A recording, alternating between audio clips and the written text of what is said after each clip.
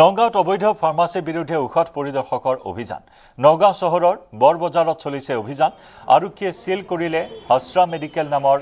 এখন ফাৰ্মাচী অনুজ্ঞাপত্ৰৰ ম্যাদ উকলিছিল ফাৰ্মাচীখনৰ নগাঁও সিভিলৰ সন্মুখত থকা বকুল মেডিকেললৈ জাননী জাৰি প্ৰশাসনৰ ফাৰ্মাচীখনত উদ্ধাৰ হৈছিল বহু ম্যাদ উকলি যোৱা ঔষধ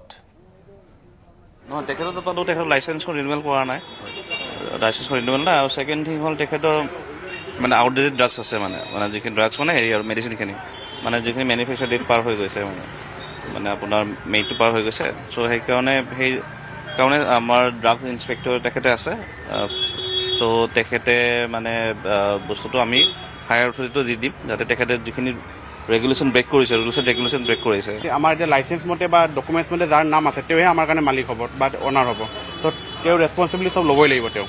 চ' সেইমতে আমি আজি দোকানটোত আৰু আমি বহুতখিনি চালোঁ যে 90% দৰৱ আপোনাৰ হেৰি এক্সপায়াৰ্ড হৈ আছে আৰু মেক্সিমাম তাৰপিছত পেডিয়াট্ৰিক দৰৱ আছে যোনবিলাক এইটো মানে কেইটামান ষ্ট্ৰিপছ দেখা পাইছোঁ মানে কাটাও আছে চাগে এক্সপায়াৰ্ড দৰৱ চাগে অলৰেডি চেল কৰিলেও চাগে কিছুমান চেলো কৰিছে চাগে আমি এনেকুৱা পাইছোঁ মানে এনেকুৱা হা চ' সেইটো ভাইলেশ্যন চি আৰু আমাক ডকুমেণ্টছ দেখাব পৰা নাই বেলেগ একো লাইচেন্সো আছে বুলি কৈছে কিন্তু দেখাব পৰা নাই আমাক ল'ৰা এজনক দিছোঁ মই চলাবৰ কাৰণে মোৰ ছোৱালীজনীও পঢ়ি আছে এই মেডিকেল লাইনতে তাই 4 বছৰমান পিছত তাই ওলাই আহিব কিন্তু ফাৰ্মাচীখন ভাড়া নিদিওঁ যে ছোৱালীজনী আহিলে তাই কেইটামান জেগা দিব লাগিব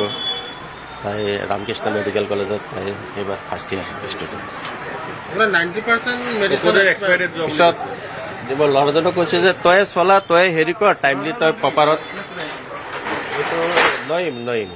নয়িম ল'ৰাটো মানে তেওঁলোকক দেখা পাই পেলাই ভয় খাই পলাই গুচি গ'ল নাই তেনেকে বেচা নাই